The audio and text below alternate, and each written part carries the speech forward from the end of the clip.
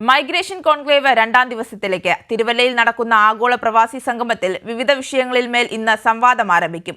ശനിയാഴ്ച പുലർച്ചെ വരെ നീണ്ടുനിൽക്കുന്ന തരത്തിലാണ് സംവാദങ്ങൾ സംഘടിപ്പിച്ചിരിക്കുന്നത്. മൈഗ്രേഷൻ കോൺക്ലേവ് 2024 പ്രവാസികളുടെ ഇടയിൽ വലിയ സ്വീകാര്യതയാണ് ലഭിച്ചിരിക്കുന്നത്. രജിസ്ട്രേഷൻ 1,20,000 കടന്നു. 4 ആഗോള മേഖലയായി തിരിച്ചാണ് സംവാദങ്ങൾ നടക്കുക.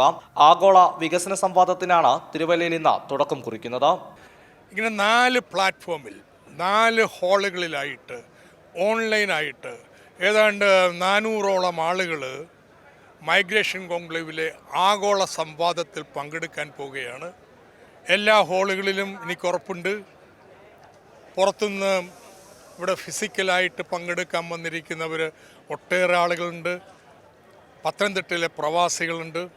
വയോജന സംരക്ഷണം, ഉന്നത വിദ്യാഭ്യാസ മേഖലയിൽ പ്രവാസികളുടെ പിന്തുണ, നൈപുണ്യ പരിശീലനം, സംരംഭകത്വ വികസനം തുടങ്ങിയ വിഷയങ്ങളാണ് ചർച്ച നടക്കുക. MG university vice chancellor doctor Sabu Thomas, digital university VC doctor Saji Gopinath, technical university മുൻ VC ഡോക്ടർ രാജശ്രീ തുടങ്ങിയ പ്രമുഖരാണ് വിവിധ വിഷയങ്ങളിൽ വിഷയാവതാരകരായി എത്തുക. കൈരളി ന്യൂസ്, പത്തനംതിട്ട.